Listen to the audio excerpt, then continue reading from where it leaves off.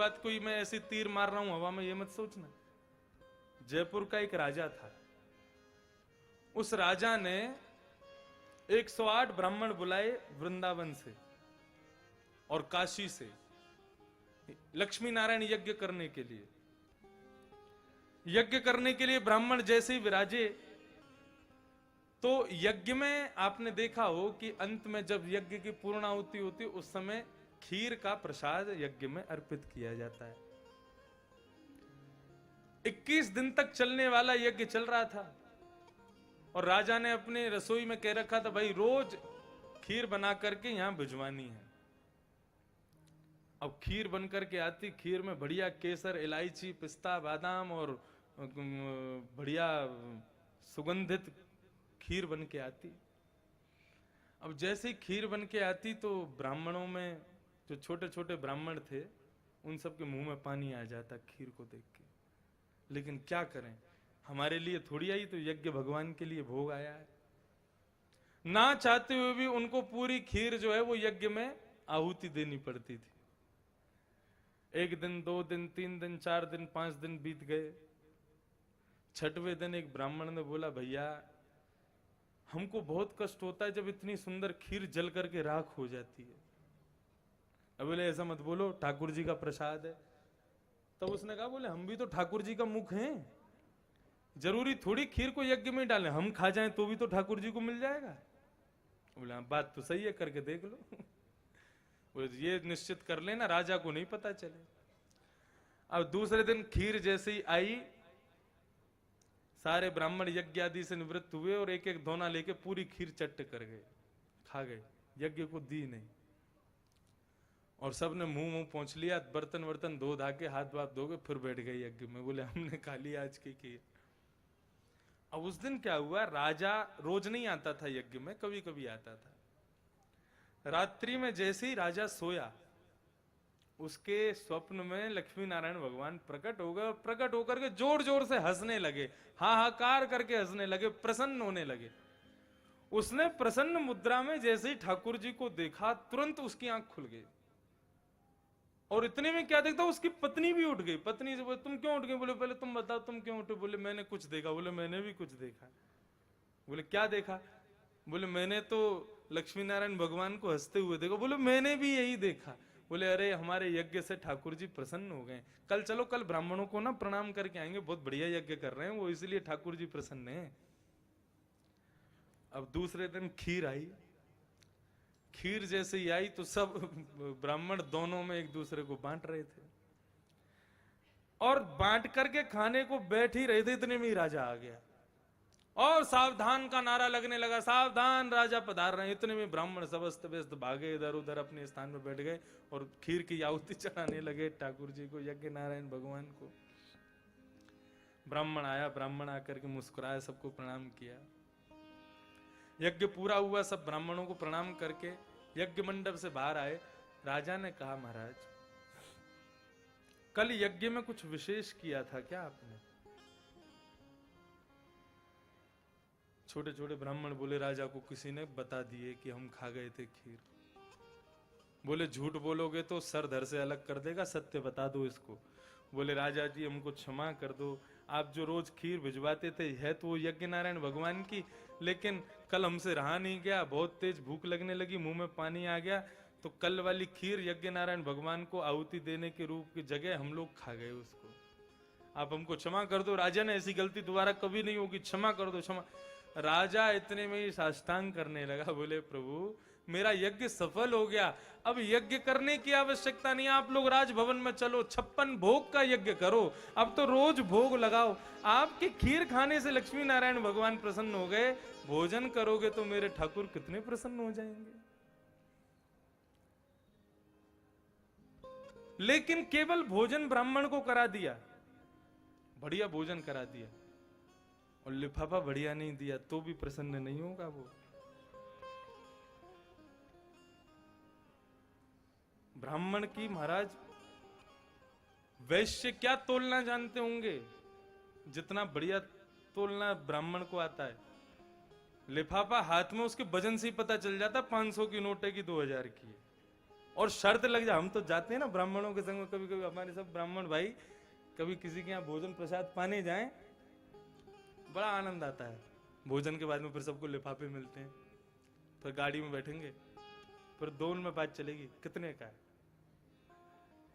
और तू बता, शर्त बता दूं।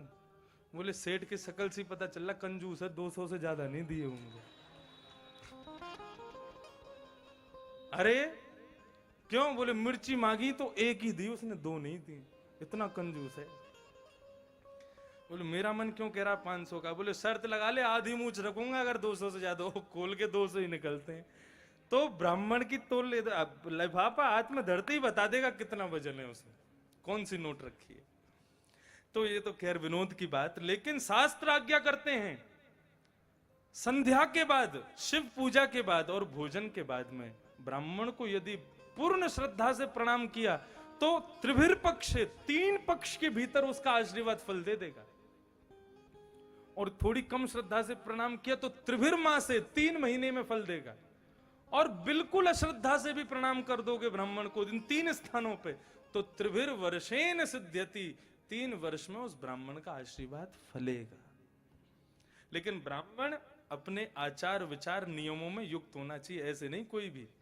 वैसे तो शास्त्राज्ञा करते हैं ब्राह्मण कुल में जन्म लेने मात्र से भी पूजनीय है, लेकिन फिर भी हम क्यों ब्राह्मण बने, तो अपने नियम भी तो पालन करें। नियमों का पालन करने वाले ब्राह्मण, गायत्री संध्या वंदन करने वाले ब्राह्मण को यदि कोई श्रद्धा से प्रणाम करे तो 3 पक्ष में उसका फल मिल जाएगा। ये बात कौन बता रहे हैं? शुक्राचार्य जी बता रहे हैं बलि को।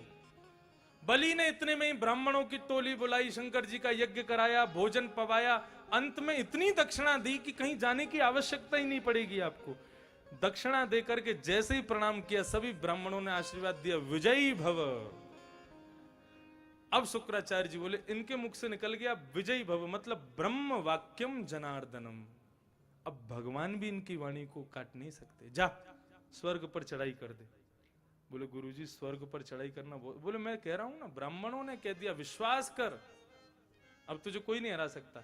और बलि जैसे ही चढ़ाई की उसने स्वर्ग पर, अपनी सेना से ऐसा आक्रमण किया, सारे देवता स्वर्ग छोड़ करके भाग गए और तीनों लोकों का राजा बन गया बलि। तब देवताओं की माता ने भगवान से प्रार्थना की, भगवान वामन बन के पधारे। बोले ब्राह्मणों के दिए हुए आशीर्वाद को दूसरा ब्राह्मण ही दूर कर सकता है। तब भगवान ब्राह्मण के रूप में वामन बन के पधारे। छोटे से भगवान अपने जनेऊ संस्कार के बाद भिक्षा गुरुजी को देने लगे, तो गुरुजी ने कहा भिक्षा देनी है तो तीनों लोगों की लेके आओ। तब वामन भगवान बलि के पास गए और बलि के पास जाकर के 3 पग जमीन मांगी। लेकिन 3 पग जमीन का जैसे ही वरदान दिया, संकल्प लिया, संकल्प लेते ही भगवान विराट रूप धारण कर लिए, 2 पग से तीनों लोक नाप लिए। तीसरा पग देने के लिए बलि के पास कुछ नहीं बचा। भगवान बोलने लगे तीसरा पग दे बलि, नहीं तो नरक जाना पड़ेगा, तूने संकल्प किया है। बलि कहने लगा, बोले महाराज आपने अभी तक संपत्ति को नापा है, संपत्ति का मालिक तो अभी भी बैठा है, तीसरा पग मेरे सिर पर रख दीजिए प्रभु, कृपा कर दीजिए। तीनों लोग आपने 2 पग से नाप लिए, तो संपत्ति है, संपत्ति का मालिक तो अभी भी बैठा है। ऐसी बलि पर कृपा। ठाकुर जी बोले हाँ भाई हो क्यों ना, प्रहलाद का वंशज है ना, प्रहलाद का पड़ पोता है, पड़ नाती है बलि। प्रहलाद जी भी वहां प्रकट हुए और भगवान के चरणों में प्रणाम किया। बोले क्षमा करें प्रभु इसकी दृष्टता। बोले नहीं दृष्टता कैसी, इसने तो आज हमको छल लिया, हम इसको छलने आए थे, इसने हमको छल लिया। हो क्यों ना, जिसके दादा प्रहलाद उसका भक्त, एक कुल में एक भक्त हो जाए तो 21 पीढ़ियों तक भक्त जन्म लेते हैं, ऐसा शास्त्र का कथन है, ऐसा शास्त्र का कहना है।